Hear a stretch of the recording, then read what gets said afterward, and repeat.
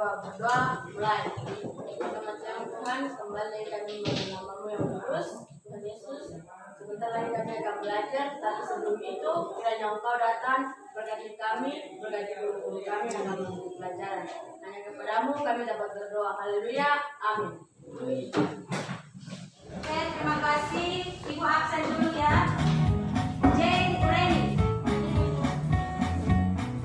Kari Beriano Manaruri, Iwan Wasili, Alina Urus. Oke, terima kasih atas kehadiran semua. Hari ini kita akan belajar tentang Allah berkarya dalam pertumbuhan gereja. Allah berkarya dalam pertumbuhan gereja.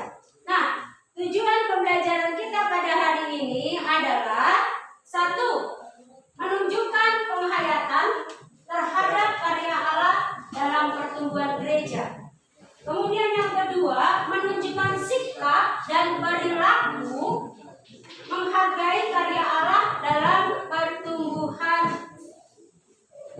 gereja dalam kehidupan sehari-hari. Yang ketiga, membedakan gereja yang hanyalah gedung dan gereja yang merupakan orangnya. Dan yang keempat, menjelaskan mengapa gereja memiliki ciri-ciri yang khas sebagai kritik terhadap umat Yunani pada masa Yesus serta menyebutkan ciri-ciri tersebut. Dan yang berikutnya adalah menganalisis sejumlah bentuk kerjasama di antara gerejanya dan dengan gereja-gereja yang lain yang ada di sekitarnya. Oke, jadi ketika Ibu sudah menjelaskan apa yang Ibu sampaikan materi kita pada hari ini, Ibu berharap kamu memahami tujuan pembelajaran kita dapat tercapai. Nah, menurut kamu, apa yang kamu ketahui tentang gambar di depan? Sebutkan. Gereja. Ya, yang pertama adalah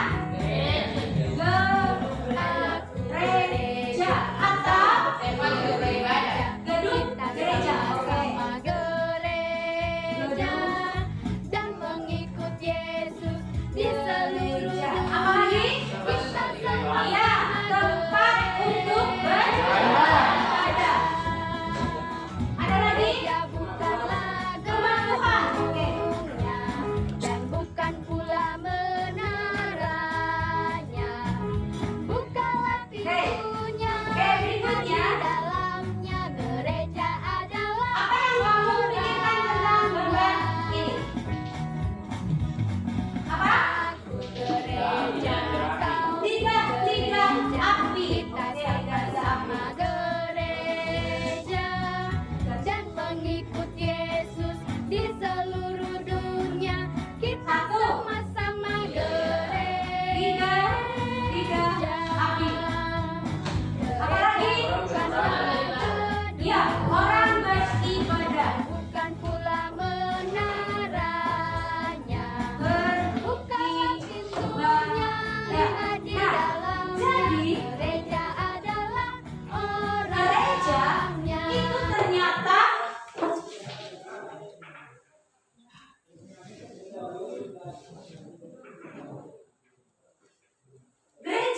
itu ternyata bahwa yang selama ini kita pikirkan adalah apa? Gedung. Yang selama kita pikirkan bahwa gereja itu adalah gedung, sebuah bangunan dan tempat untuk orang-orang Kristen berkumpul dan beribadah. Nah, jika kita akan melihat pada Kisah Para Rasul pasal yang kedua, di situ akan menjelaskan bagaimana terbentuknya sebuah gereja. Jadi gereja itu terbentuk oleh karena apa? Adanya orang-orang percaya berkumpul di suatu tempat dan di situ ada pencurahan Roh Kudus. Jadi nanti kamu bisa membacanya pada Kisah Para Rasul pasal yang kedua. Nah, sekarang Ibu akan membuat kamu sebuah kelompok diskusi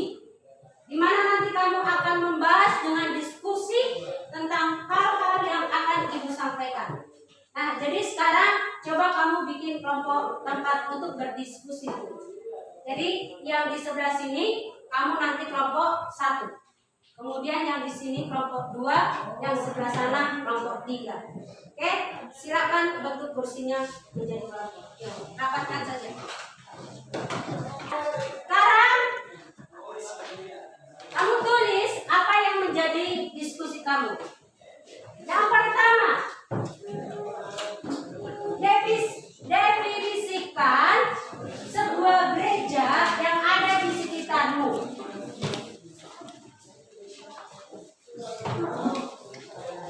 Coba kamu jelaskan tentang gereja yang ada di sekitarmu. Kamu sebutkan satu dulu gerejanya apa, kemudian kamu ceritakan tentang gerejamu itu seperti apa.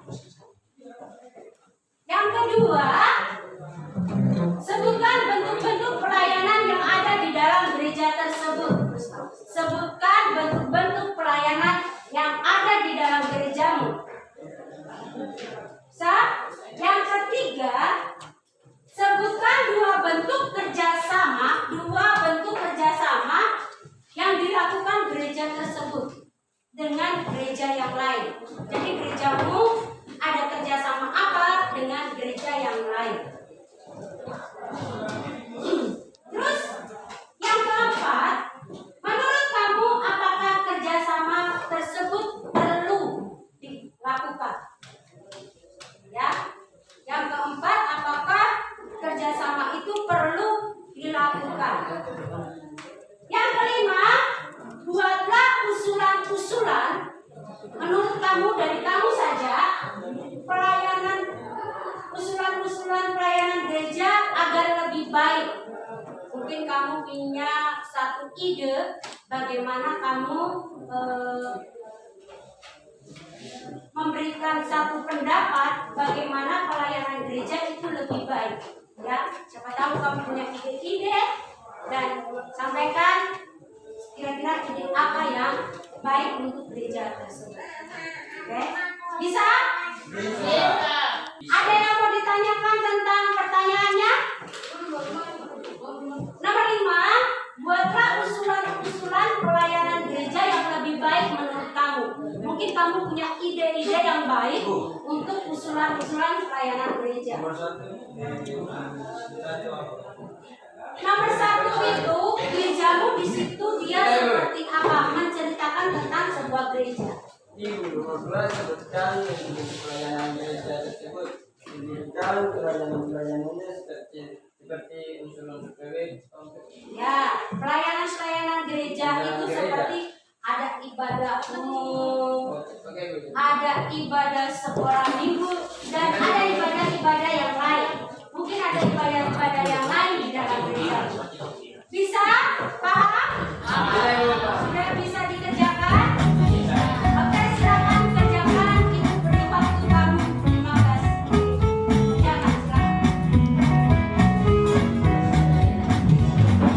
Aku gereja, kau pun gereja, kita sama-sama gereja dan mengikut Yesus di seluruh dunia.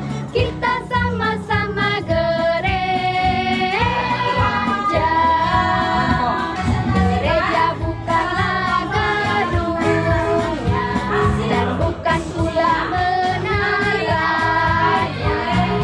Bukalah pintunya, lihat di dalamnya. Gereja adalah orangnya. Aku gereja, kau pun gereja, kita sama-sama gereja dan mengikut Yesus di seluruh dunia. Kita silakan dimulai kelompok 1. gereja. Yang diberikan kepada kami kelompok 1, kami akan membacakan hasil diskusi kami tentang sebuah gereja yang ada di sekitarmu terhadap bentuk dan bangunannya. Yang menurut kelompok kami yaitu jemaat yang ada di sekitar kami yaitu gereja jemaat Yohanes Paulus Kaidi. Bangunannya sangat bagus, jemaatnya baik, gereja tersebut terletak di bagian pantai dan pemandangannya sangat indah.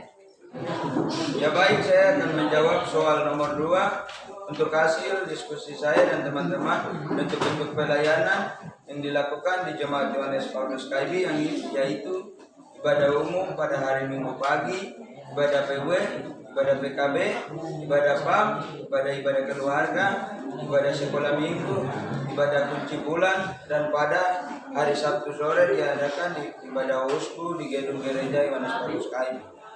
Ya, yaitu sebutkan 2 bentuk kerjasama yang ada di gerejamu dan dengan gereja lain. Bentuk kerjasama yang terjadi di gereja saya yaitu saling bertukar mimbar dengan jemaat yang lain dan melakukan ibadah-ibadah gabungan khusus tingkat PW, tingkat PAR, dan tingkat PAM. Terima kasih atas waktu. Saya akan menjawabkan soal nomor 4. Soal nomor 4, menurutmu apakah kerjasama itu sangat penting? Menurut kami kerjasama itu sangat penting bagi kami. Kenapa? Supaya persatuan jemaat atau gereja-gereja itu lebih erat dan bersatu atau bersilaturahmi. Rumah agar hubungan pemimpin gereja bisa lebih dekat dengan jemaat untuk dapat mengenal Tuhan dan mau berjalan dalam kebenaran dan jalan yang baik. Sekian dan terima kasih, waktu kami kembalikan. Oke, terima kasih buat kelompok 1. Tepuk tangan buat kelompok 1. Oke, terima kasih atas kelompok-kelompok yang lain sudah mempresentasikan hasilnya, dan kita bisa kesimpulan bahwa ternyata apa yang menarik dari bagian kisah ini, ternyata gereja pertama itu dibentuk bukan pada gedungnya, bahwa ternyata gereja itu dibentuk waktu itu yang percaya kepada Yesus berkumpul di Yerusalem. Nah, ketika itu ada pencurahan Roh Kudus dan murid-murid Tuhan Yesus mendapatkan, mereka bisa berbahasa roh, mereka bisa melakukan mujizat-mujizat, dan disitulah murid-murid Tuhan Yesus membaptis banyak orang. Ada 3.000 orang yang mereka baptis. Nah, disitulah terjadi dan terbentuk gereja mula-mula. Jadi gereja itu bukan dibangun oleh gedungnya dulu, tetapi gereja dibangun dari orang-orang yang percaya. Kita akan mengakhiri pertemuan kita pada siang hari ini, dan pertemuan kita berikutnya kita akan membahas lagi bagaimana gereja-gereja. Pembelajaran kita itu akan mengembalikan kepada gereja supaya kita tahu seberapa pemahaman kalian dalam materi kita hari ini. Silakan dikerjakan. Kita sama-sama gereja.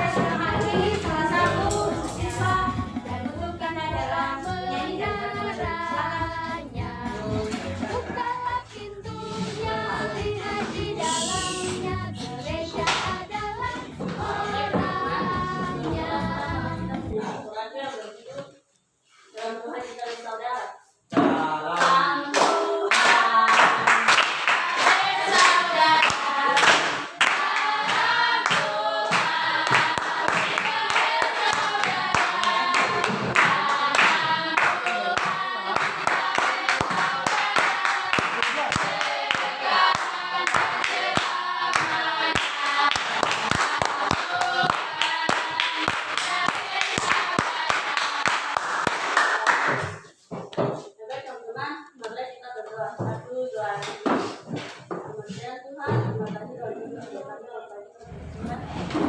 Berdiri, siap, beri salam.